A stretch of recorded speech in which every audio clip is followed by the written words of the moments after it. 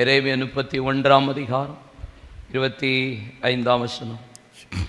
நான் விடாய்த்த ஆத்துமாவை சம்பூர்ணமடைய பண்ணி, நான் விடாய்த்த ஆத்துமாவை சம்பூர்ணமடைய பண்ணி, தோய்ந்த எல்லா ஆத்துமாவையும் நிரப்புவேன். கர்த்தர் நம்முடைய ஆத்துமாவை நிரப்புகிற ஆண்டவர்.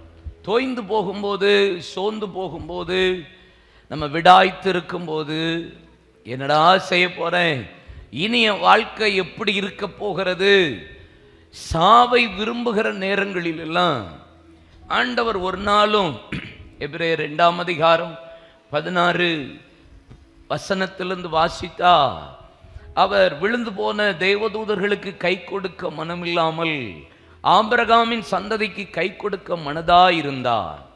அவர் சோதிக்கப்படுகிற யாவருக்கும், பலவீனப்படுகிற, சோர்ந்து போகிற, சத்துவத்தை இழக்கிற யாவருக்கும் அவர் தாமே பாடுபட்டு சோதிக்கப்பட்டபடியால் அவர் உதவி செய்ய வல்லமை உள்ளவர் என்று போடப்பட்டிருக்கிறது.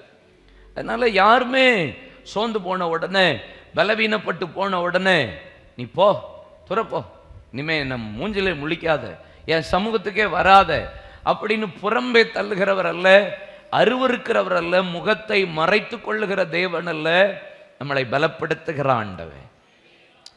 உலகத்தில் யாருக்குமே சோர்வே இல்லை, விடாய்த்தே போக மாட்டேன், நான் பலவீனப்பட்டவனே இல்லை அப்படின்னு ஒருவருமே சொல்ல முடியாது. ஒருவர் கூட சொல்ல முடியாது. வானத்தை கிழித்த, அக்கினியை இறக்கின, வானத்தை அடைத்த, கடைசி கால எழுப்புதலுக்கு அடையாளமாய் அஸ்திவாரமாய் இருந்த எலியாவே சோர்ந்து போய் ஒரே ஒரு பெண் சொன்ன ஒரு வார்த்தையில பலவீனப்பட்டுட்டார், சோர்ந்து போயிட்டார். எப்பேற்பட்ட ஆளு, மரித்தோரை உயிரோடு எழுப்பின ஆளு, வானத்திலிருந்து அக்னியை இறக்கின ஒரு ஆளு, வானத்தை அடைச்சு, வானத்தை 3.5 வருஷம் அடைச்சு போட்டார். என்னுடைய வார்த்தையினாலே அன்றி இந்த தேசத்துல மழையாகலும் பனியாகலும் பெய்வதில்லை, என்னுடைய வார்த்தையினாலே அன்றி. எலியா நம்மை போல பாடுள்ள மனுஷனா இருந்தாலும் ஜபம் என்று சொன்னபோது அந்த 3.5 வருஷத்துக்கு கருத்தான ஜபம் செய்ததுனால கர்த்தர் அவன் வார்த்தையை கேட்டு, எலியாவின் சத்தத்தை கேட்டு ஆண்டவர் வானத்தை அடைத்தார். மீண்டும் ஜெபித்தார், வானத்தை திறந்தார். 850 தீர்க்கதரிசிகளுக்கு முன்னாடி அக்னியை இறக்கி சவால் விட்ட எலியா, ஆனா 850 பேரை கொன்றதுனால ஏசபேல் சொல்றா, நாளைக்கு இந்நேரம் அவர்களுக்கு செய்ததை காட்டிலும் அதிகமாக தான் உனக்கு செய்யப்படும் என்று சொன்ன உடனே எலியா சோர்ந்து போனான். போய் ஒரு நாள் பிரயாண தூரம் வேலைக்காரனையும் விட்டுட்டு போயிட்டான். பலப்படுத்துகிறதற்கு நமக்கு கையை பிடிச்சி தூக்கி விடுறதுக்கு ஒரு ஆள் இருந்தா கூட சில நேரம் போதும், ஒரு ஆள் நம்மளை பலப்படுத்தினா கூட நல்லா இருக்கும். அந்த வேலைக்காரனையும் விட்டுட்டு ஒரு நாள் பிரயாண தூரம் போய் ஒரு சூரச்செடிக்குள்ளே போய் படுத்து கொண்டான். கர்த்தர் ஒரு தூதனை அனுப்பி ஆண்டவர் அப்பத்தையும் தண்ணீரையும் கொடுத்து அவனை பலப்படுத்துகிறார். எழும்பு எலியாவேன்னு சொல்லி ஆண்டவர் உற்சாகப்படுத்துறார். நீ எவ்வளவு பெரிய ஆளு, ஏன் சோர்ந்து போற? நான் பிதாக்களை காட்டலாம் நல்லவன் கிடையாது ஆண்டவரே, நான் ரொம்ப ஒஸ்ட்டு ஆண்டவரே, ரொம்ப மோசம், என் தீர்க்கதரிசிகள் எல்லாம் கொலை செஞ்சுட்டாங்க, சாவை விரும்பினான் என்று வேதம் சொல்கிறது. செத்து போனா நல்லாமே இருக்குமே. சில நேரம் ஆவிக்குரிய வாழ்க்கையில சில நேரம் இந்த வார்த்தையை ரட்சிக்கப்பட்டவர்கள் கூட, அபிஷேகம் பண்ணப்பட்டவர்கள் கூட சில நேரம் உபயோகப்படுத்துகிற வார்த்தை, செத்து போனா நல்லா இருக்குமே. ஆமா, எந்த ஒரு மனிதனுடைய வாழ்க்கையிலும் இந்த அனுபவம் இல்லாம கிடையாது. எலியா அந்த சோர்ந்து போன போது ஆண்டவர் பலப்படுத்தினார். அந்த ஒரு நாள் சாப்பாடு, ஒரு வேளை சாப்பாடுல இரவும் பகலும் 40 நாள் ஒரே பர்வதம் மட்டும் நடந்து போனான் என்று வேதம் சொல்லுகிறது. கடந்த நாட்கள்ல இந்த ஒரே பர்வதத்தை பத்தி ஒரு 6 காரியத்தை நான் உங்களோட பேசினேன். ஓரேப்புக்கு ஏன் கூட்டி கொண்டு போனார், ஓரேப் என்றால் என்ன அப்படின்னு சொல்லி நான் வாசித்தோம், தியானித்தோம். ஒன்றாவது, தரிசனம் உள்ள இடம்தான் ஓரேப், தரிசனம் உள்ள இடம் ஓரேப். இரண்டாவது, ஆண்டவர் தாகத்தை தீர்த்த இடம்தான் ஓரேப், தாகம் தீர்க்கப்படுகிற இடம் ஓரேப். இரண்டாவது, எப்படிப்பட்ட இடம்? தீட்டானதை அப்புறப்படுத்துகிற இடம்தான் இந்த ஓரேப், தீட்டானது அப்புறப்படுத்துகிற இடம். நான்காவது, தேவன் பேசுகிற இடம்தான் இந்த ஓரேப், தேவன் பேசின இடம் ஓரேப். தேவன் நம்மோடு உடன்படிக்கை பண்ணுகிற இடம் ஓரேப். ஆறாவது, தேவன் சபை கூட்டப்படுகிற இடம்தான் ஓரேப். அதுக்கு தான் ஆண்டவர் அவனை பலப்படுத்தி ஓரே கூட்டு வந்து, நான் உன்னை சந்திக்க போறேன், உங்களோட பேச போறேன், புதிய உடன்படிக்கையை தரப்போகிறேன், உனக்கு தரிசனத்தை தரப்போறேன், நான் உன்னை சபையை கூட்டி ஜனங்களை சேர்க்கிற இடமா இந்த இடத்த உன்னை மாற்ற போறேன், கர்த்தரே தேவன் என்று சொன்னது போல மீண்டும் ஒரு மகிமை எழுப்புதலை காண உன்னை பயன்படுத்த போறேன், தீட்டானதெல்லாம் அப்புறப்படுத்த போறேன், வா அப்படின்னு ஓரேப்புக்கு கூப்பிட்டு போனா, ஆனா அவன் ஓரேப்புலையோ ஒரு கெபிக்குள்ள போய் உட்கார்ந்தான் என்று வேதம் சொல்லுகிறார். ஏன் கெபிக்குள்ள போன? ஓரேப் இவ்வளவு பெரிய வெளிப்பாடு உள்ள ஒரு இடத்துக்கு உன்னை கூட்டு வந்து பலப்படுத்திட்டு வந்தா, நீ ஏன்பா கெபிக்குள்ள போற? கெபி எதற்கு அடையாளம்? நியாயாதிபதிகள் 6ஆம் அதிகாரம் 2ஆம் வசனத்தை வாசித்து பார்த்தீங்கன்னா, பெலிஸ்தியர்கள் இஸ்ரவேல் ஜனங்களை பலமா ஒடுக்கினார்கள். பலமா அவர்களை பலமா பெலிஸ்தியர் பலத்து கொண்டு இஸ்ரவேலர்கள் கை, ஆண்டவரே, பெலிஸ்தியரின் கை இஸ்ரவேலின் மீது பயங்கரமா இறங்கியது. அப்பொழுது இஸ்ரவேல் ஜனங்கள் மலைகளுக்குள்ளும் கெபிகளுக்குள்ளும் போய் அதுதான் எங்களுக்கு அடைக்கலம் என்று ஓடிக்கொண்டார்கள்.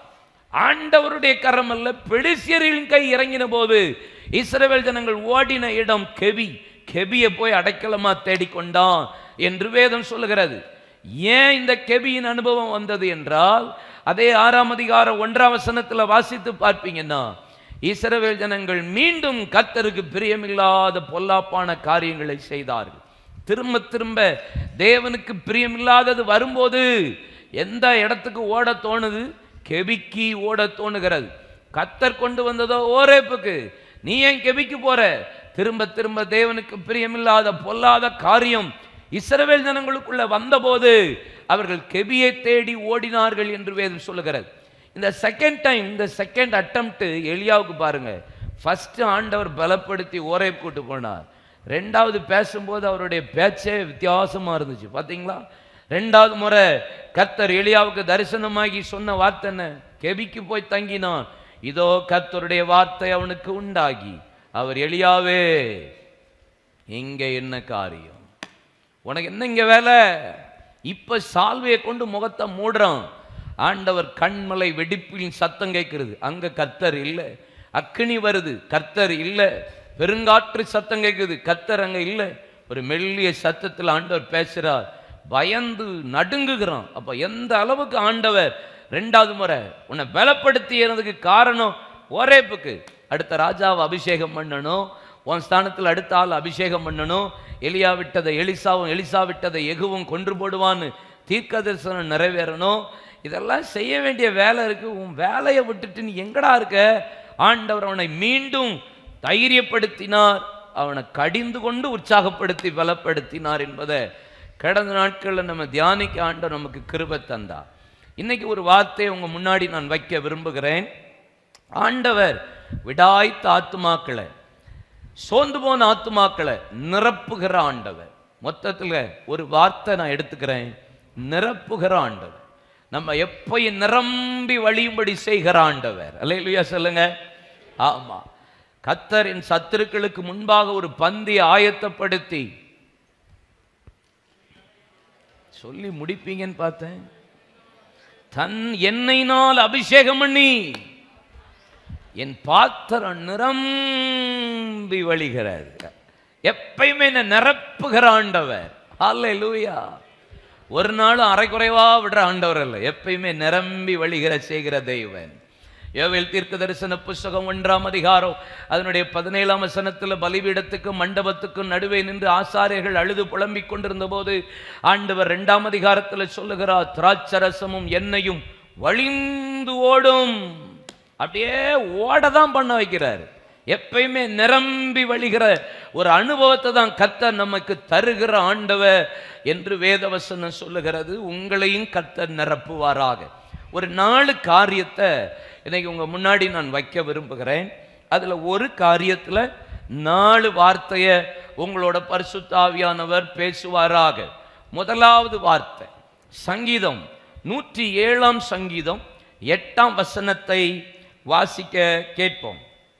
தவணமுள்ள ஆத்துமாவை கர்த்தர் திருப்தியாக்கி பசி உள்ள ஆத்துமாவை நன்மையினால் நிரப்புகிறார் என்று. ஒன்று, எதை கர்த்தர் இன்றைக்கு நிரப்ப விரும்புகிறார்?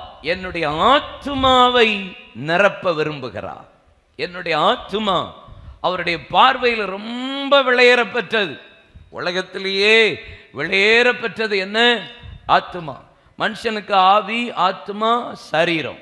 மிருகத்துக்கு ஆவி, சரீரம் மட்டும்தான். மிருகத்துக்கு தாலே இறங்கும் மிருகத்தின் ஆவி என்று இருக்கிறது, மேலே ஏறும் உயர ஏறும் மனுஷனுடைய ஆவி என்று இருக்கிறது. அப்போ மனுஷனுக்கு தான் ஆத்மாவை கர்த்தர் வைத்திருக்கிறார். அவன் ஜீவ ஆத்மானான். ஆண்டவர் அவனை உண்டாக்கிட்டு அவர் சுவாசத்தை விட்டபோது அவன் ஜீவ ஆத்மானான். ஜீவன் பெறல, ஜீவ ஆத்மாவானான் என்று வேதம் சொல்லுகிறது. அப்போ நமக்குள்ள இருக்கிற ஆத்மா விளையேற பெற்றது. இயேசு சொல்லுகிற வார்த்தை என்ன? நீங்கள் உலகம் முழுவதும் ஆதாயப்படுத்திக் கொண்டாலும் உங்கள் ஆத்மா நஷ்டப்பட்டது என்றால் என்ன பிரயோஜனம் இருக்கிறது? உங்க ஜீவனோ உங்க ஆத்மா நஷ்டப்படுமானால் பிரயோஜனம் என்ன இருக்கிறது? யோவான் அப்போஸ்தலன் 3 யோவான் அதுல ஒரே அதிகாரம் வேதத்துல அவர் ஒரு அழகான ஒரு வார்த்தை, நம்ம அடிக்கடி வாழ்த்துகிற ஒரு வார்த்தை. என்ன வார்த்தை? பிரியமானவனே, உன் ஆத்துமா வாழ்றது போலதான் நீ எல்லாவற்றிலும் வாழ்ந்து சுகமாயிருப்பார். உங்க ஆத்மா எப்படி இருக்கோ அதுபடிதான் உங்க ஜீவியம் இருக்கும். உங்க ஆத்மா எப்படி இருக்கோ அதுபடிதான் உங்க வாழ்க்கை, உங்க குடும்ப காரியம், வேலை, வியாபாரம், ஊழியம், உங்க தரிசனம், உங்க நோக்கம் உங்க ஆத்மாவை பொறுத்து தான். உங்க ஆத்மா எப்படி வாழுது, அந்த வாழ்கிறது போலதான் நீங்க எல்லாவற்றிலும் வாழ்ந்து சுகமா இருக்க முடியும். ஏன் சுகம் இல்லை? ஏன் சமாதானம் இல்லை? ஏன் நிம்மதி இல்லை? ஏன் எப்போது சந்தேகத்தோட இருக்கேன்? ஏன் எப்பயுமே ஒரு கபடோட இருக்கேன்? ஏன் எப்பயுமே ஒரு எரிச்சல், கோபம்? உங்க ஆத்மா எப்படி இருக்கோ அது பிரகாரம் தான். அகத்தின் அழகு கேட்கல, அகத்தின் அழகு முகத்துல தெரியுமா?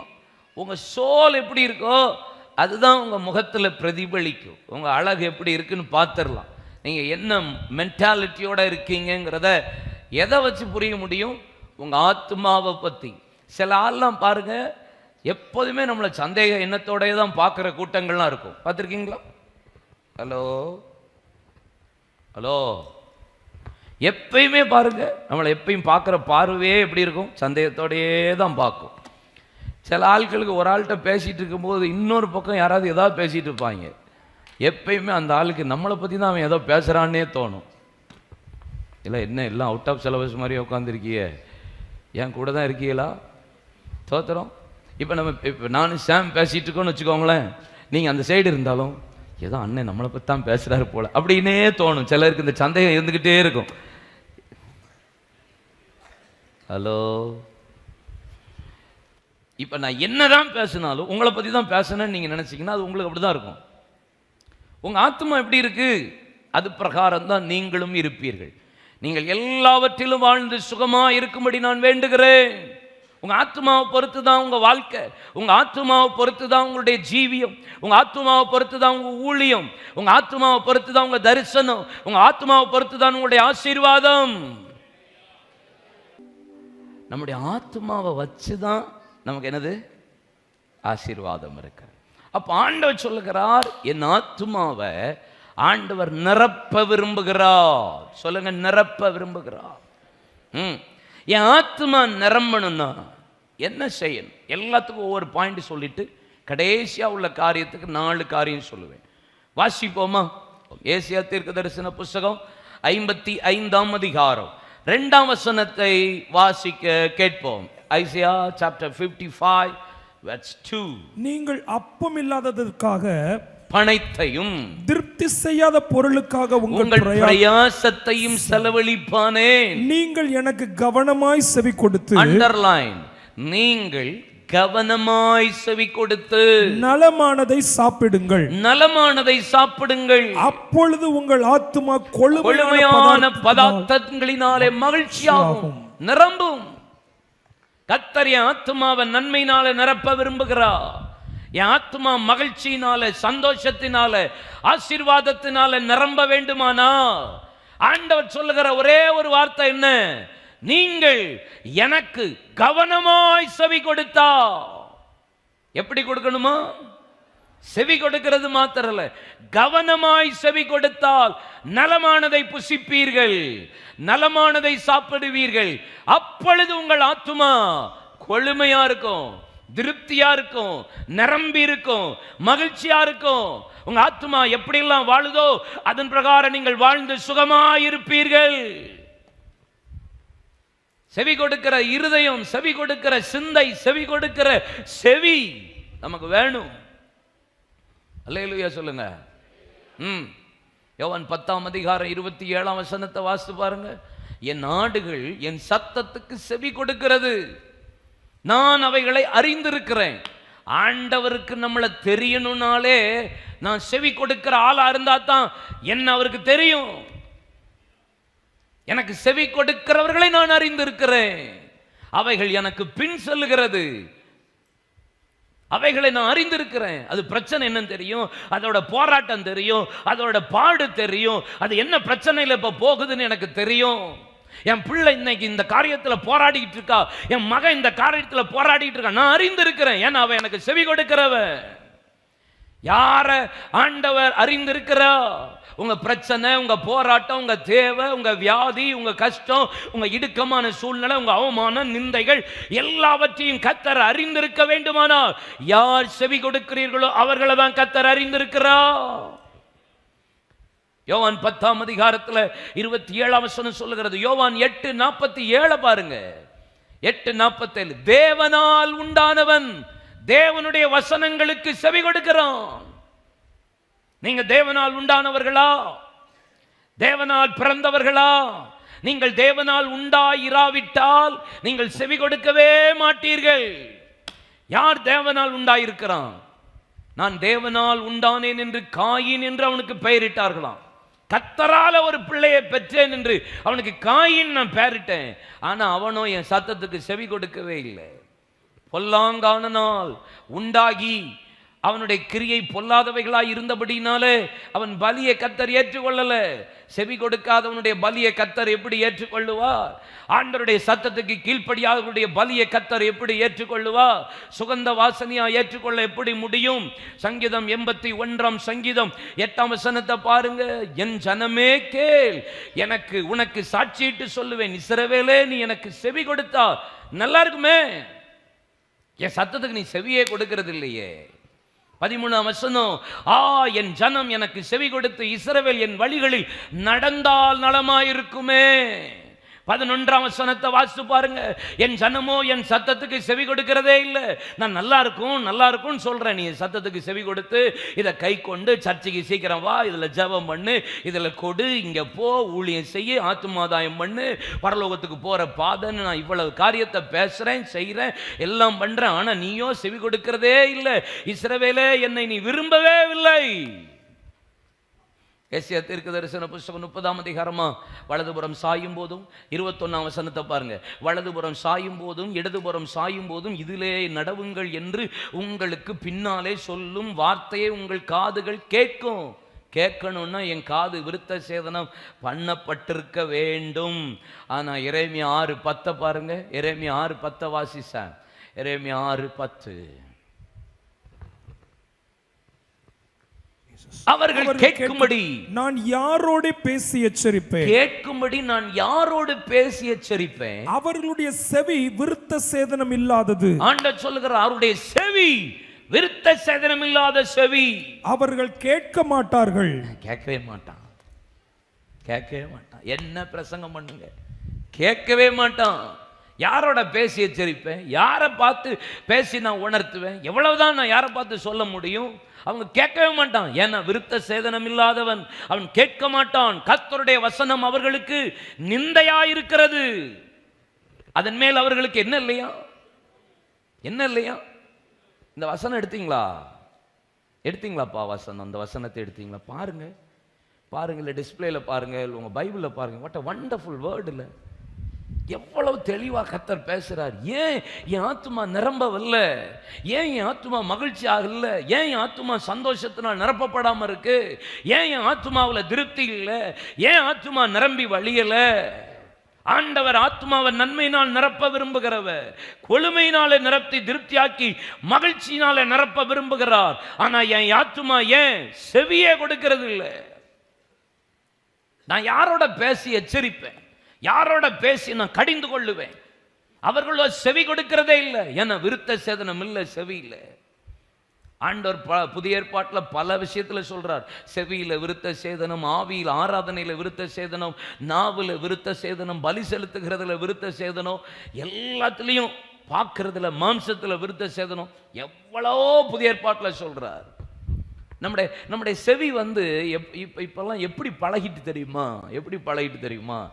ஆசீர்வாதத்தை கேட்க மட்டும்தான் செவி ரெடியா இருக்கு.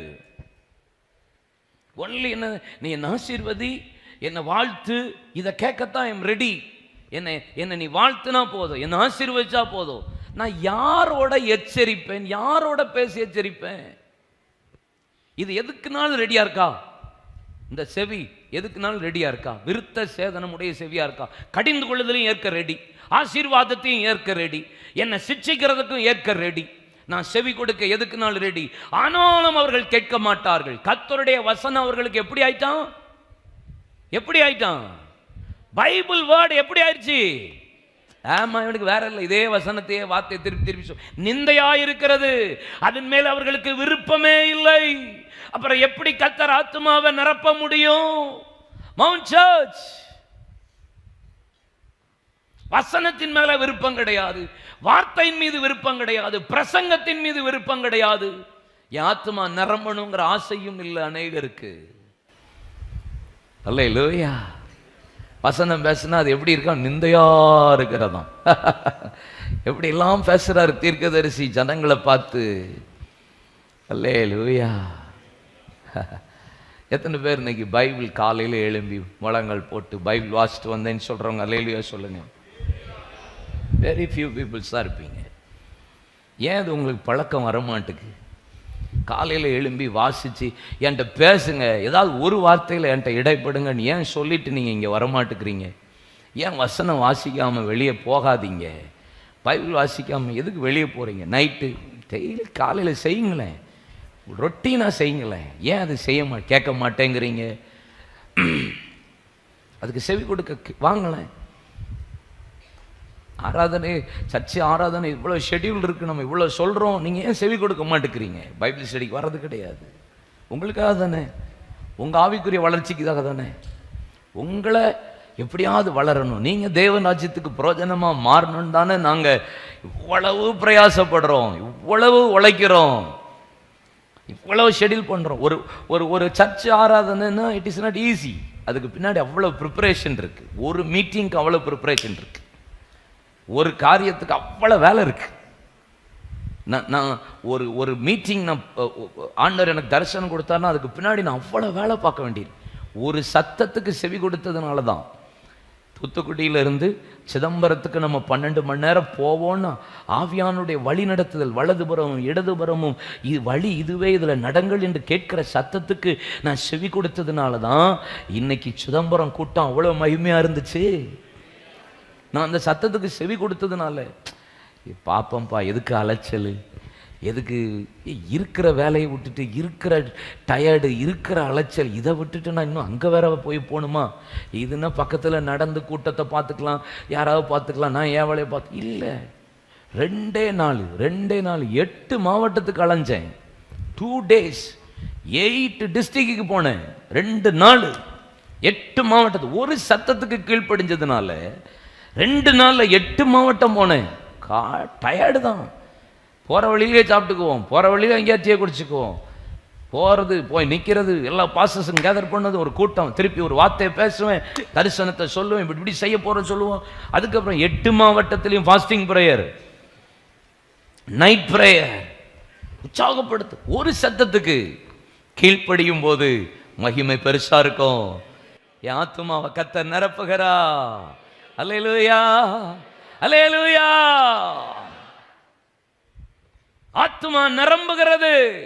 செவி கொடுத்தால் நலமாயிருக்குமே.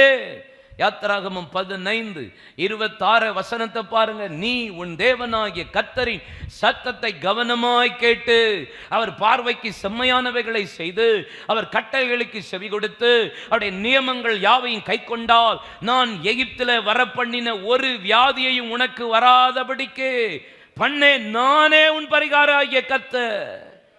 செவி கொடுத்தாலே போதும், உங்க ஆத்துமா வியாதியே இருக்காது. அல்லேலூயா சொல்லுங்க. சகரியா 7:12 பாருங்க. வேதத்தையும் சேனைகளின் கர்த்தர் தம்முடைய ஆவியின் மூலியமாய் முந்தின தீர்க்கதரிசிகளை கொண்டு சொல்லி அனுப்பின வார்த்தைகளை கேளாதபடிக்கு தங்கள் இருதயங்களை வைராக்கியமாக்கினார்கள். ஆகையால் மகா கடுங்கோபம் சேனைகளின் கர்த்தரிடத்துல உண்டாயிற்று. ஏன் கர்த்தர் கோபப்படுறார்? சொல்லி சொல்லி பார்க்கிறாரு, நம்ம கேட்கறதே இல்லை. வலது கரத்தை உயர்த்துங்க, கையை உயர்த்துங்க, ஒரு நிமிஷம் எல்லாம் உயர்த்தி பேசுங்கன்னு சொல்லுங்க. பேசும் பேசும் ஜபம் செய்யும் போது ஆண்டவா பிரிய மனதை இப்போ காட்டும் செய்ய ஆயத்தம். ஜபமா பாடுங்களேன். ஆண்டவா பிரிய மனதை இப்போ காட்டும் செய்ய என்ற பேசுங்கப்பா. எங்க செவிகளை விருத்த சேதனம் பண்ணுகிறோம். இதுல வழியில நடன்னு சொல்றீங்க, நாங்க கேட்கிறோம், இன்னைக்கு ஒப்பு கொடுக்கிறோம். இயேசுவே ஆண்டவரே கீழ்ப்படிய கீழ்ப்படிய கீழ்ப்படிய ஒப்பு கொடுக்கிறோம். அல்லேலூயா. நெகேமியா 9ஆம் அதிகாரம் 30ஆம் வசனத்தை வாசித்து பாருங்க. ஆண்டவர் அவர்களை திட சாட்சியாக கடிந்து கொண்டாலும் அவர்கள் செவி கொடாதபடினாலே அவர்களை அந்நிய தேச ஜனங்களின் கையில ஒப்பு கொடுத்தா. ஏன் சில நேரம் சத்துரு கையில் நம்மளை ஒப்பு கொடுக்கிறாராம்? செவி கொடுக்காதபடினாலே. செவி கொடுத்தா ஆத்துமாவை நிரப்புவேன் என்று ஆண்டவர் சொல்லுகிறார். செவி கொடுத்தால் நான் ஆத்துமாவை நிரப்புவேன். 2வது லூக்கா 3:4. 2வது எதை நிரப்புவார்? பள்ளங்களை கர்த்தர் நிரப்புகிறவர். எதை நிரப்புவாராம்? பள்ளங்களை கர்த்தர் நிரப்புகிறவர். எலிசா தீர்க்கதரிசி இடத்துல போன 3 ராஜாவுக்கு நீங்க வாய்க்கால மட்டும் வெட்டுங்கப்பா, காற்றையும் காண மாட்டீங்க, மழையும் காண மாட்டீங்க, பள்ளத்தாக்குகள் எல்லாம் நீரூற்றினால் நிரப்பப்படும். யோராம் ராஜா இஸ்ரவேலின் ராஜா, யூதா ராஜா யோசபா, போற வழியில ஏதோம் ராஜா, 3 ராஜாவும் போறாங்க. நம்ம சத்துரு அழிக்க போனா நம்மளே செத்து போயிடுவோம் போல, தண்ணினால தாகத்தினால. என்ன செய்ய? தீர்க்கதரிசிட்ட போவோம். இங்க வா, ஒரு வாத்தியம் வாசிக்கிற இடத்துல கொண்டு வாருங்க. அவன் வாசிக்க தொடங்கின போது கர்த்தருடைய ஆவி அவன் மீது இறங்கியது. இறங்கின உடனே தீர்க்க தரிசனம் உடைத்தான். நீங்க வாய்க்காலை எங்கும் வெட்டுங்கள், பள்ளங்களை உண்டாக்குங்க, பள்ளங்களை உண்டாக்குங்க. பள்ளங்களை நீ வெட்டி எம்டியாக்கு. நீ சில பள்ளங்களை உருவாக்கினா நான் அதை நிரப்புவேங்கிறார். தோன்றதுல சோர்ந்து போகாதேங்கிறாரு. ஒரு தீர்க்க தரிசன வசனத்தை பாருங்களேன். வேதம் இப்படி சொல்லுகிறது. எரேமியா 14:3. எரேமியா 14:3 வாசிக்க கேட்க. அவர்களில் பிரபலமானவர்கள் தங்கள் சிறுவர்களை தண்ணீருக்கு அனுப்புகிறார்கள். பிரபலமானவர்கள் தங்கள் சிறுவர்களை தண்ணீருக்கு அனுப்புகிறார்கள். இவர்கள் பள்ளங்களுக்கு போய் தண்ணீரை காணாமல், பள்ளங்களுக்கு போய் ஒன்னத்தையும் காணாம வெறும் பாத்திரங்களோட தான் திரும்பி வருகிறார்கள். வெட்கி நாணி தங்கள் தலையை மூடிக்கொள்ளுகிறார்கள். போய் பார்க்கறாங்க, நம்ம வெட்டின கிணறு தானப்பா, நம்ம வெட்டின துறவு தானப்பா, போய் பாரு, தண்ணீர்லாம் இருக்கும், நிரப்பிப்பட்டிருக்கும். போனா அங்க வெட்கி தலையை குனிந்து மூடிக்கொண்டு வருகிறார்கள். போய் ஒரு பிரயோஜனம் இல்லை. இங்க பெருமையினால கர்த்தர் ஒரு காரியத்தையும் நிரப்ப மாட்டா. நம்ம வாழ்க்கையில பள்ளங்கள் நிரப்பப்படணுமா? ஆண்டவர் சொல்லுகிறார், மீண்டும் கர்த்தர் தோண்ட சொல்றார். அப்படின்னா என்ன அர்த்தம் தெரியுமா? ஆமென். மீண்டும் இன்னும் கொஞ்சம் ஜெபம் பண்ணு, இன்னும் கொஞ்சம் ஊழியம் பார், இன்னும் கொஞ்சம் ஆத்துமாதாயத்துக்கு வா, இன்னும் கொஞ்சம் தரிசனத்துல சேரு, இன்னும் கொஞ்சம் பிரயாசப்படு, இன்னும் கொஞ்சம் ஆழமா ஆண்டவர் உங்களை நிரப்ப இன்றைக்கு காலையில தேவன் விரும்புகிறார். ஏற்கனவே தோண்டினதல்ல, இன்னும் கொஞ்சம் ஆழமா, இன்னும் உங்க ஜெபம் இன்னும் ஆழமாகட்டும், உபவாசம் இன்னும் ஆழமாகட்டும், ஊழியம் இன்னும் ஆழமாகட்டும், தரிசனம் இன்னும் ஆழமாகட்டும். தேவனுடைய ராஜ்யத்துக்காக நீங்கள் செயல்படுகிற பிரயாசம் இன்னும் அதிகமானால் உங்கள் செய்கை தக்க பலன் பூரண பலனா இருக்கும். இன்னும் நிரப்புவா. ஆமென். வாய்க்கால வெட்டுங்க. ஆத்துமா நிரம்பணுமா? செவி கொடுங்கள். பள்ளங்கள் நிரம்பணுமா? இன்னும் கொஞ்சம் தோண்டுங்க, வாய்க்கால வெட்டுங்க, கர்த்தர் நிரப்புவா. பல பேர் வந்து பார்த்துட்டு தண்ணி இல்லாம போனதுதான் மிச்சம். நான் தோண்டினது இல்லை, நீங்க தோண்டணும். உங்க பங்குக்கு அப்பா தோண்டினது, தாத்தா தோண்டினது இல்லை. நீங்கள் கொஞ்சம் தூத்து போடணும், நீங்கள் கொஞ்சம் துறவை தோண்டணும். அவங்க ஜெபிச்சாங்க, இவங்க ஊழியம் செஞ்சாங்க, இவங்க தரிசனம், அவங்க ஊழியத்தை நான் செஞ்சேன். இல்லை, ஓம் பங்குக்கு நீ ஓம் பங்குக்கு தோண்டினா தான் கர்த்தர் நிரப்புவா. இது நம்ம தோன்றதே கிடையாது, நம்ம முழங்கால் போடுறதே கிடையாது. எங்கள் அம்மா ஜெபிப்பாங்க, எங்கள் அப்பா எனக்காக ஜெபம் பண்ணுவாங்க, எங்கள் பாஸ்டர் ஜெபம் பண்ணுவாங்க. பல பேருக்கு அவங்க தோன்றதுக்கெல்லாம் விருப்பமே கிடையாது. யாராவது தோண்டி வச்சதுலேயே போய் என்ன செய்கிறது?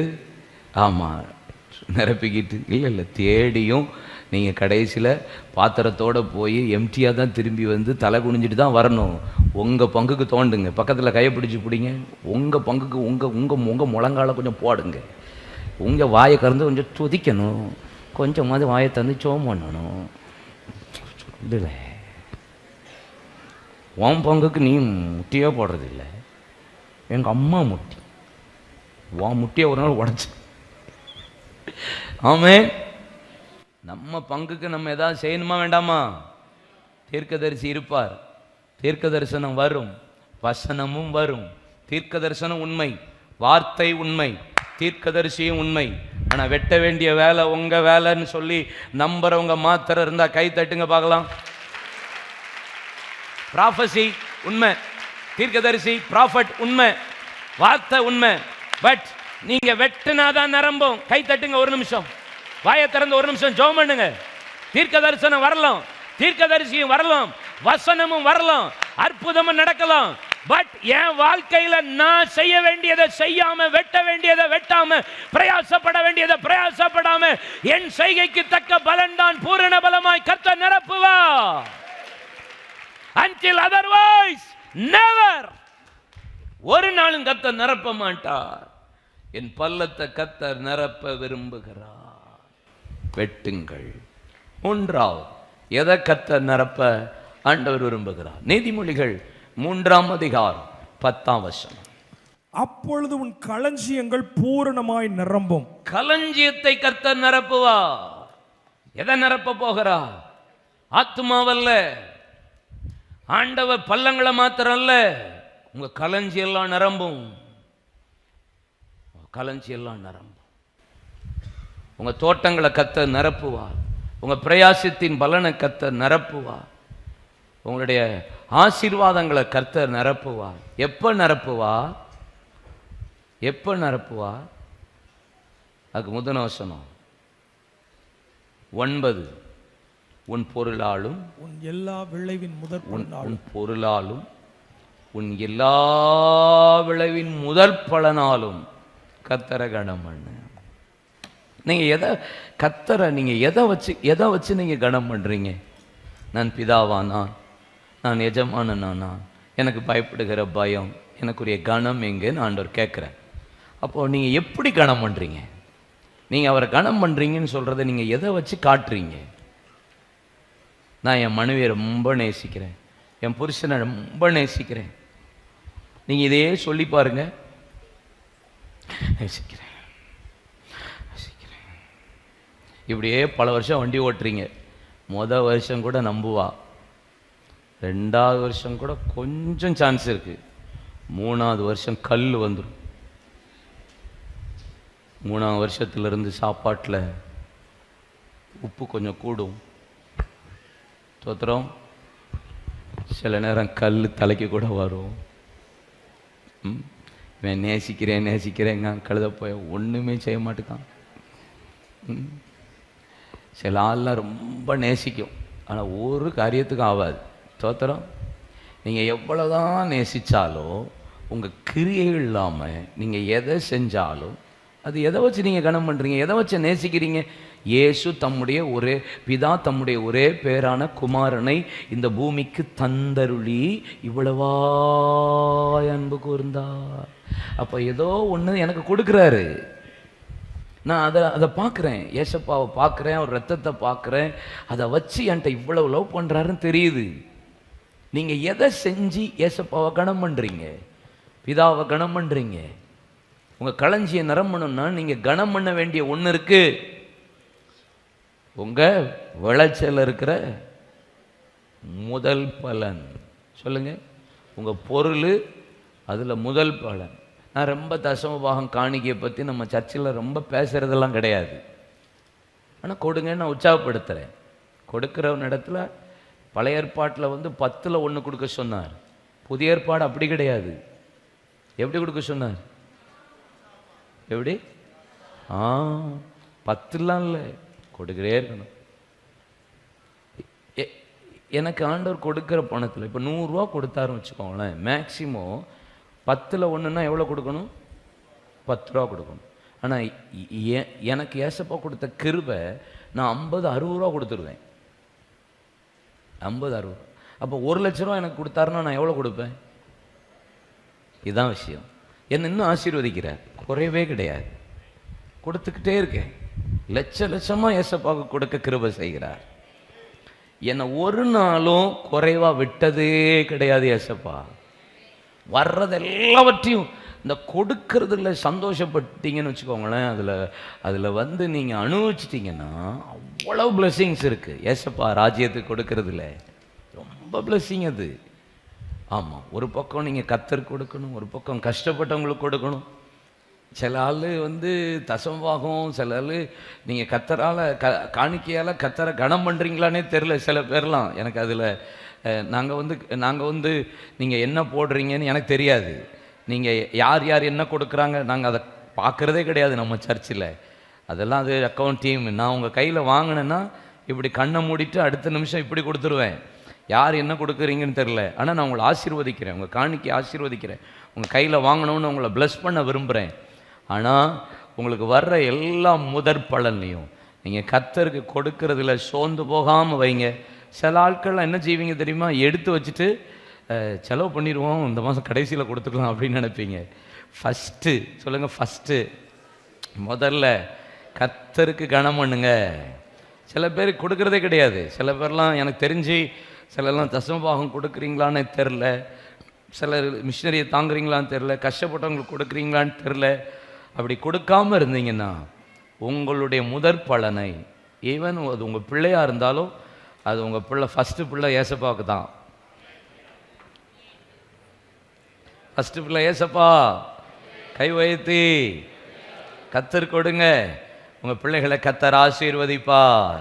எல்லாவற்றிலும் கர்த்தர் உங்களை நடத்த அவர் போதுமானவராயிருக்கிறார். ஆமென் சொல்லுங்க. முதல் பலனினால கர்த்தர் நிரப்புகிறவர். யாத்திராகமம் 34:26 பாருங்க, உபாகம் 26:10 பாருங்க, நெகேமியா 13 எல்லாம் வசனத்தெல்லாம் குறிச்சுக்கோங்க. நான் முக்கியமான வார்த்தையை வேகமாக சொல்ல விரும்புகிறேன். நெகேமியா 13:31, எரேமியா 2:3 இதெல்லாம் குறித்து வச்சு வீட்டில் வாசிங்க. எசேக்கியேல் 20:40-41 வாசிக்கலாம் சார். இஸ்ரவேலின் உயரமான மலையாகிய என் பரிசுத்த மலையிலே.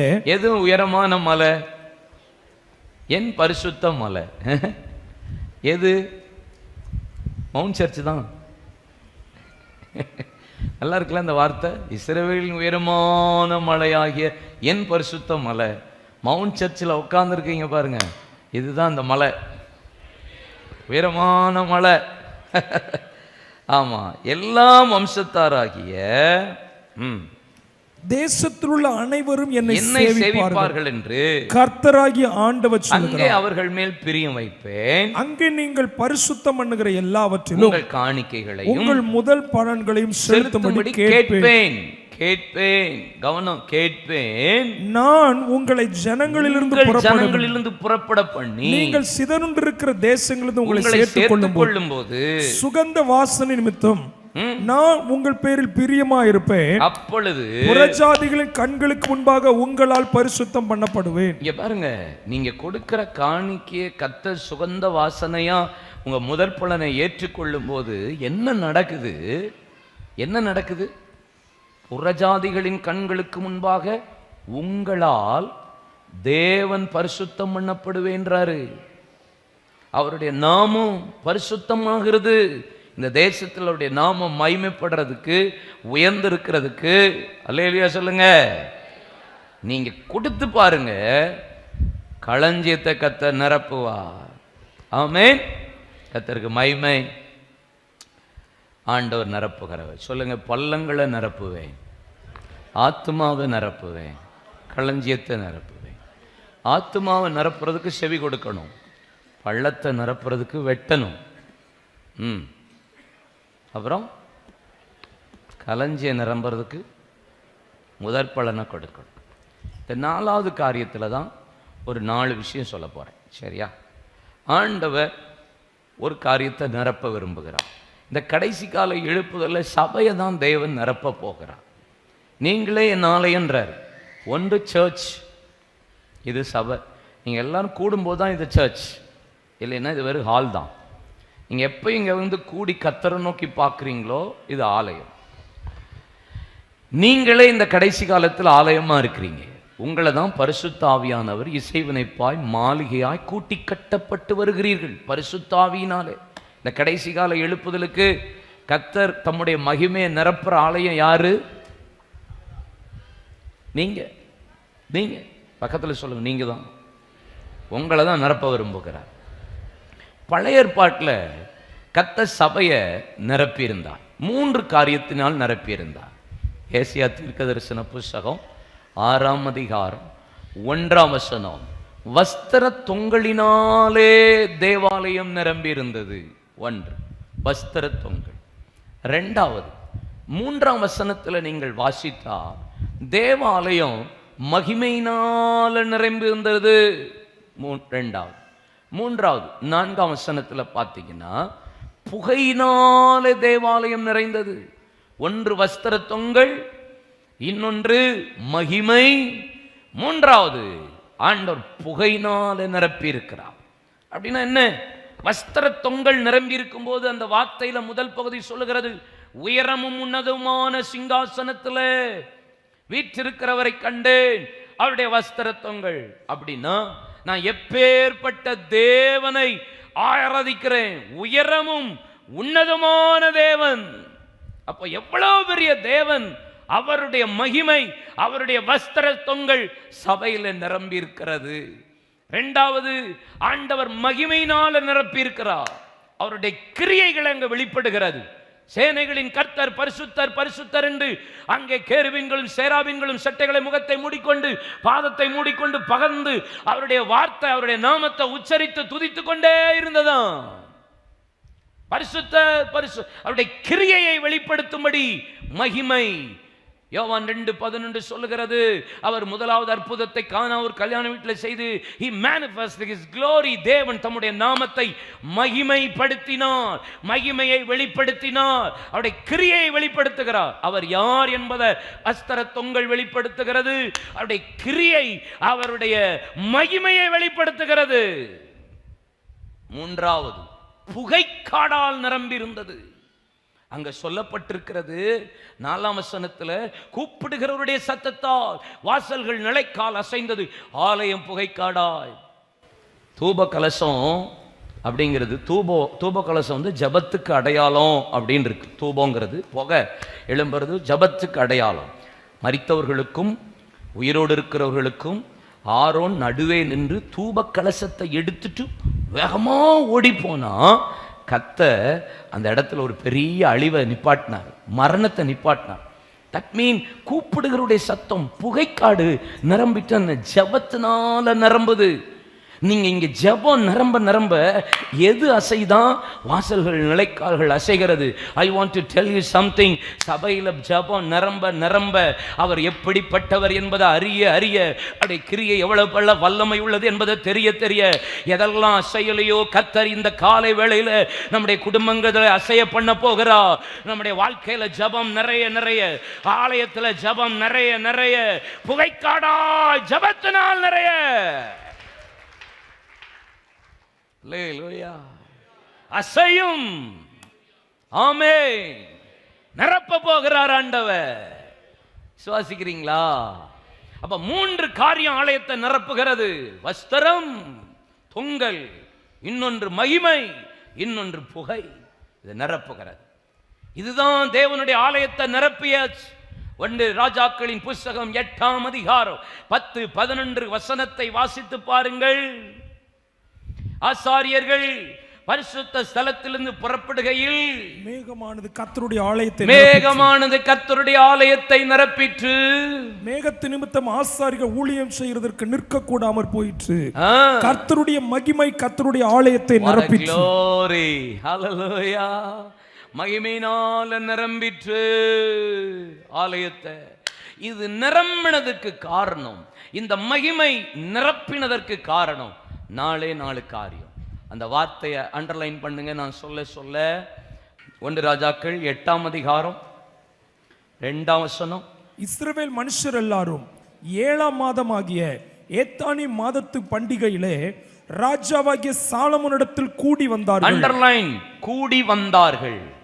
அண்டர்லைன் கூடி வந்தார். ஆலயம் நிரம்புறதுக்கு காரணம் இந்த மகிமை, வஸ்திர தொங்கல், புகை நிரம்பணுமா? என் சரீரமாகி இந்த ஆலயத்தில் வெளிப்படணுமா? ஃபர்ஸ்ட் கூடி வந்தார்கள். 4ஆம் வசனம். பெட்டியையும் ஆசரிப்பு கூடாரத்தையும் கூடாரத்தில் இருந்த பரிசுத்த பனிமுட்டுகள் அனைத்தையும் சுமந்து கொண்டு வந்தார்கள். அண்டர்லைன் சுமந்து கொண்டு வந்தார்கள். சுமந்து கொண்டு வந்தார்கள். 5ஆம் வசனம். ராஜாவாகிய சாலமோனும் அவனோட கூடின இஸ்ரவேல் சபை அனைத்தும் பெட்டிக்கு முன்பாக நடந்து எண்ணிக்கையும் கணக்கும் இல்லாத திரளான ஆடுகளையும் மாடுகளையும் பலியிட்டார்கள். அண்டர்லைன் பலியிட்டார்கள். 3வது பலியிட்டார்கள். 6வது வசனம். அப்படி ஆசாரியர்கள் கர்த்தருடைய உடன்படிக்கை பெட்டி ஆலயத்தின் சன்னிஸ்தானமாகிய மகா பரிசுத்த ஸ்தானத்திலே கேருபீன்களுடைய செட்டைகளின் கீழே கொண்டு வந்து வைத்தார்கள். 4வது கொண்டு வந்து பெட்டியை வைத்தார். 4 காரியம் அங்க நடக்குது. ஒரு வசனங்களை மாத்திரம் சொல்லி முடிக்கிறேன். 4 காரியம் சொன்னேன். 1 கூடி வந்தார்கள், 2வது சுமந்து கொண்டு வந்தார்கள், 3வது பலியிட்டார்கள், 4வது கொண்டு வந்தார்கள், கூடி வந்தார்கள். Join together in the presence of Lord. எல்லாம் இணைஞ்சி ஒரு இடத்துல நிற்கிறது. ஒரே ஃபோக்கஸ், ஒரே தரிசனம், சேர்ற இடம், ஐக்கியப்பட இடம், அதாவது பிளேஸ் ஆஃப் ஃபெல்லோஷிப். ஐக்கியப்படுற இடத்துல தான் தேவ மகிமை வெளிப்படும். ஏன்னா எல்லாரும் ஒருமனப்பட்டு ஒன்று கூடி ஓரிடத்துல அவர்கள் ஒரே தரிசனத்தோட கூடின போது இடம் அசைந்தது, மகிமை வெளிப்பட்டது. யோவேல் 2:28-29 நிறைவேறியது. அப்போ கூடி வந்தார்கள். எதுக்கெல்லாம் நம்ம கூடணுங்கிறது ரொம்ப இம்பார்ட்டன்ஸ். எதுக்கெல்லாம் கர்த்தர் சபையில் கூட்டி வர சொன்னார்? யாத்ரா 32:26 பாருங்களேன். Exodus chapter 32:26. இஸ்ரவேல் ஜனங்கள் கன்று குட்டிகளை வார்ப்பித்து, ஆரோன் நாளைக்கு பண்டிகைன்னு சொல்லி இவைகள் தான் உங்களை எகிப்திலிருந்து கொண்டு வந்த தெய்வம் என்று சொன்னபோது பெரிய வேதனை. மோசஸ் மேல இருந்து நியாயப்பிரமாண புஸ்தகத்தை வாங்கிட்டு இறங்குறாங்க. இது ஜெயதுணி சித்தம் இல்லை, அபஜெயதுணி சித்தம் இல்லை. உன் ஜனங்கள் தங்களை கெடுத்து கொண்டார்கள். உட்கார்ந்து விளையாடி புசித்து குடித்து வேசித்தனம் பண்ணி அவர்கள் தங்களை கெடுத்து கொண்டிருந்தார்கள். போ பாரு அப்படின்றார் ஆண்டவர். அந்த நேரம் பிரமாணத்தை உடைச்சிட்டு ஒரு வார்த்தை சொல்றான். வாசிசாம் 26. பாளையத்தின் வாசலில் நின்று கர்த்தருடைய பட்சத்தில் இருக்கிறவர்கள் யார்? அவர்கள் என்னிடத்தில் சேர கடவர்கள். என்கிட்ட வாங்க. அப்பொழுது லேவியின் புத்திரர் எல்லாரும் அவனிடத்தில் கூடி வந்தார்கள். யார் கூடி வருவார்கள்? சாலமோனின் மண்டபத்தில் கூடி வந்தபோது மகிமை ஆலயத்தையும் வஸ்திர தொங்கலினாலும் புகையினாலும் நிறைந்தது. கூடி வரும்போது நிறையும், ஐக்கியப்படும் போது, ஒருமனப்படும் போது. எதுக்கு?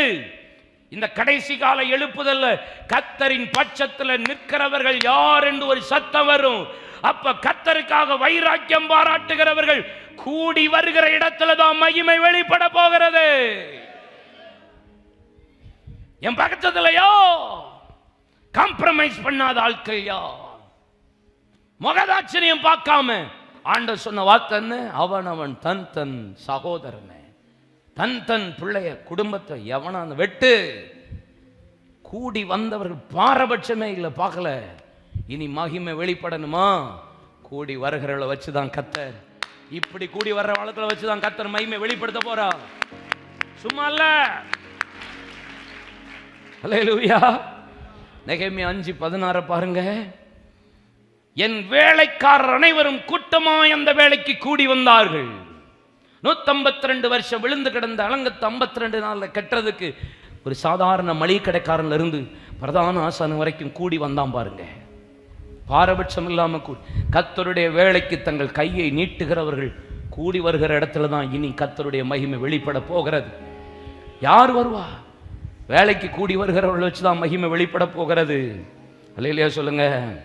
நெகேமியா 9:1 வாசித்து பாருங்கள். 24ஆம் தேதியில இஸ்ரவேல் புத்திரர் உபவாசம் பண்ணி ரெட்டுடுத்தி தங்கள் மேல் புழுதியை போட்டுக்கொண்டவர்களாய் கூடி வந்தார்கள். எதுக்கு? தேசத்துக்காக, ஜனங்களுக்காக. தங்கள் பாவம் மாத்திரமல்ல, தேசத்தில் இருக்கிற எல்லா பாவங்களுக்காகவும் உபவாசம் பண்ணி ரெட்டுடுத்தி புலம்பி திறப்பில் நின்று யார் கூடி வாரீங்க? அழுகிறவர்கள் யாரெல்லாம் கூடுறாங்களோ அங்கதான் மகிமை.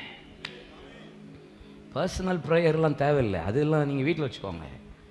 மகிமை வரணும்னா பாரபட்சமே இல்லாமல் தன்னையும் ஒப்பு கொடுத்து தேசத்துக்காக தன்னுடைய காரியங்களை அர்ப்பணித்து உபவாசம் பண்ணி ரெட்டுடுத்தி கூடி வந்து அழுகிறவர்களை வச்சு தான் மகிமை வெளிப்படப்போம். வேகமாக முடிக்கிறேன், டக்கு டக்குன்னு. சுமந்து கொண்டு வந்தார்கள். சுமக்கிறவர்கள் தேவை.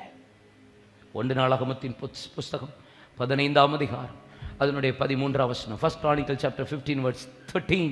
முதலிலே நீங்கள் அதை சுமக்காத போனபடினால், நாம் நம்முடைய தேவனாகிய கர்த்தரை நியாயமானபடி தேடாதே போனபடினாலும் அவர் நமக்குள்ள அடிவிழ பண்ணினா. ஏன் சுமக்க வேண்டியதை சுமக்காம வண்டியில கொண்டு வந்ததுக்கு தான் ஊசாவுக்கு கர்த்தர் அடித்தார். ஏன் சில நேரம் அவினதா ஒரு ஆசாரியன், பிரதான ஆசாரியன் குடும்பத்தில் இருக்கிற ஒரு ஊசாவுக்கு ஏன்பா அடி உள்ளது? ஏன்னா சுமக்க வேண்டியதை சுமக்காத போனபடினால், நீங்கள் கை கொள்ளாமல் போனபடினாலும் கர்த்தர் நமக்குள்ள அடிவிழ பண்ணினார். நம்மளெல்லாம் சுமக்கிறதுக்கு தான் கர்த்தர் வச்சிருக்கிறார். கலாத்தியர் 6:2 ஒருவர் பாரத்தை ஒருவர் சுமந்து கிறிஸ்துவின் பிரமாணத்தை நிறைவேற்றுங்கள். எபிரேயர் 13:13 நாம் அவருடைய நிந்தையை சுமந்து பாளையத்துக்கு புறம்பே அவரோடு பாடுபடணும். சபஸ் இந்த கடைசி கால எழுப்புதலை எதை சுமக்கணும்? ஒருவர் பாரத்தை ஒருவர் சுமக்கணும். ஆண்டவருடைய நாமத்துக்காக நிந்தையை சுமக்கணும். 2 கொரிந்தியர் 4:10 வேதம் சொல்லுகிறது, கர்த்தராகிய இயேசு கிறிஸ்துவினுடைய ஜீவனும் எங்கள் சரீரத்தில் விளங்கும்படி இயேசுவின் மரணத்தை எப்போதும் எங்கள் சரீரத்தில் சுமந்து திரிகிறோம். ஒன்று சுமக்க வேண்டியிருக்கு. அனுதினமும் சிலுவை சுமந்துட்டு அப்படியே மரணத்தை சுமந்துட்டு திரிகிறோம். அவன் தான் உயிர்த்தெழுதல பங்கும் எழுப்புதலுக்கு பங்குள்ளவனா இருப்பான். அல்லேலூயா சொல்லுங்க. சுமக்கிற ஆட்கள் வேணும். சொல்லுங்க, சுமக்கிற ஆட்கள் வேணும். வேகமா ரொம்ப எக்ஸ்பிளைன் பண்ணணும்னு நினைச்சேன், டைம் இல்லை. பலியிட்டார்கள். 3வது பலியிட்டார்கள். ரோமர் 12:1 உங்களை ஜீவ பலியாக ஒப்புக் கொடுக்க வேண்டும் என்று தேவனுடைய இரக்கங்களை முன்னிட்டு வேண்டிக் கொள்ளுகிறேன். இதுவே நீங்கள் செய்யத்தக்க புத்தியுள்ள ஆராதனை, நன்மையும் பரிபூர்ண சித்தம் இன்னதென்று பகுத்தறியத்தக்க உங்கள் மனம் புதிதாகிறதுனாலே உங்களை மறுரூபமாக்குங்கள் என்று வேதம் சொல்கிறது. பலியிடணும். ஆதியாகமம் 22:2 புத்திரனும் ஏகசுதனும் நேசகுமாரனுமாகிய ஈசாக்கு எனக்காக பலியிடு கொண்டு போய் வச்சான். 12ஆம் வசனத்தில் வச்சான். என்னன்னாலும் பரவாயில்ல, எனக்கு பிடிச்சது, நான் விரும்புறது, நான் ஆசைப்படுறது, என்னால் விட முடியாது, நான் ரொம்ப எதிர்பார்க்கறது எதுவாக இருந்தாலும் ஆண்டவருக்காக எதையும் பலிபீடத்தில் வைக்கிற ஆள் தான் இந்த கடைசி காலத்தில் மகிமையை கொண்டு வருவார்கள். யோவான் 1 யோவான் 4:10 வாசித்து பாருங்க. நாம் தேவனிடத்தில் அன்பு கூர்ந்ததினாலே அல்ல, அவர் நம்மிடத்தில் அன்பு கூர்ந்து நம்முடைய பாவங்களை நிவர்த்தி செய்கிற கிருபாதார பலியாக நம்முடைய குமாரனை அனுப்பினதுனாலே அன்பு உண்டாயிருக்கிறது. அவர் பலி செலுத்தினதுனால தான் அன்பு. யோனா 2:9 வாசித்து பாருங்க. நானோ வெனில் துதியின் சத்தத்தோடு உனக்கு பலியிடுவேன், நான் பண்ணின பொருத்தனைகளை செலுத்துவேன். எதை பலி செலுத்துவேன்? மீன் வயிற்றுக்குள்ள இருந்து பலி செலுத்துறான் தீர்க்கதரிசியை கொண்டு. பொருத்தனை ஒரு பலி. சங்கீதம் 51:10 பாருங்க, தேவனுக்கேற்ற பலி. சங்கீதம் 51:17 நொறுங்குண்ட தேவனுக்கேற்ற பலிகள் நொறுங்குண்ட ஆவிதானே, தேவன் நொறுங்குண்டதும் நறுங்குண்டதுமான இருதயத்தை நீர் புறக்கணி. பலி செலுத்தணும் கருங்கிய இருதயத்தோட. கடைசியா சொல்றாரு, எல்லாத்தையும் சுமந்து கொண்டு கேர்பீன்களின் செட்டைகளுக்கு கீழே கொண்டு வந்து சேர்த்தார்கள். த டெஸ்டினி, த எண்ட் என்ன தெரியுமா? Final destination. செய்ய வேண்டியதை அறகுறையாக விட்டுறக்கூடாது, முடிக்கிறத முடிச்சிடணும். பல நேரம் நம்ம அதை தான் செய்கிறோம். சில நேரம் உபவாசத்தை ஆரம்பிக்கிறோம், முடிக்கிறது கிடையாது. முடிச்சு கரெக்டாக கொண்டு வர்ற இடம் வரைக்கும் நீங்கள் வச்சிடணும். அப்போ தான் மகிமமும் வழிபடும். செய்கிறத சரியாக செய்யணும். அறக்குறை வேலையை விட்டுட்டு ஓடுறவங்களாம் இருக்கக்கூடாது. இடையில விட்டுட்டு ஓடுற ஆளாக இருக்கக்கூடாது. தரிசனத்தில் இடையை விட்டுட்டு ஓடுற ஆளாக இருக்கக்கூடாது. ஊழியத்தில் இடனையை விட்டுட்டு ஓடுற ஆளாக இருக்கக்கூடாது. தூக்கிட்டு இருக்கிற ஆள் இடனே அடி விழுந்த உடனே ஓடுற ஆளாக இருக்கக்கூடாது. கடைசி வரைக்கும் கொண்டு வந்து சேர்க்கிற இடம் வரைக்கும் சேர்க்கிற ஆளை கொண்டு தான் கர்த்தருடைய மகிமையை இந்த கடைசி காலத்தில் தேவன் வெளிப்படுத்துவா. பாதியில் விட்டு ஓடுற ஆளில் நமக்கு தரிசனத்துக்கு தேவையில்லை. பாடா, மரணமா, நஷ்டமா, கேவலமா, நிந்தையா, உபாசமா, கிறிஸ்துவின் அன்பை விட்டு பிரிக்காது என்று நிச்சயித்திருக்கிறேன். வாழ்ந்திருக்கும் தெரியும், தாழ்ந்திருக்கும் தெரியும், எவ்விடத்திலும் எல்லா இடத்திலும் மனரம்யமா இருக்க கர்த்தர் எனக்கு கற்றுக் கொடுத்திருக்கிறார். ஆமென். என்னை பலப்படுத்துகிற கிறிஸ்துவினால எல்லாவற்றையும் செய்ய எனக்கு பலனுண்டு சொல்லுகிற ஆளை வச்சு தான் கர்த்தர் நிர்வாணமோ, நாசமோசமோ, மட்டையமோ, வருங்காலமோ, பஞ்சமோ, பசியோ, உபவாசமோ, கப்பல் சேதமோ, கல்லறிந்தோடு எதுவா இருந்தான், ஆமென், எதுவான கிறிஸ்துவின் அன்பை விட்டு பிரிக்காது நிச்சயித்திருக்கிறேன். ஓட்டத்தை தொடங்கினவன் முடிவு பரியந்தம் அந்நாள் வரைக்கும் என்னை கொண்டு சேர்ப்பார் என்று நான் நிச்சயித்திருக்கிறேன். நல்ல போராட்டத்தை போராடினேன், ஓட்டத்தை முடித்தேன், விசுவாசத்தை காத்துக்கொண்டேன். இது முதல் நீதியின் கிரீடம் எனக்காக வைக்கப்பட்டிருக்கிறது. ஓடனா கடைசி வரைக்கும் முடிக்கிற அளவுக்கு பெற்றுக்கொள்ளத்தக்கதாக ஓடணும். கொண்டு சேர்க்கிற வரைக்கும் நம்ம சுமக்கணும். பாதியில் இறக்க முடியல, தாங்க முடியல, கஷ்டமா இருக்கு, விட்டுருங்க, வேண்டாம். அந்த ஆளெல்லாம் மகிமை வராது. அல்லேலூயா சொல்லுங்க. வேகம் எழும்புவோம்.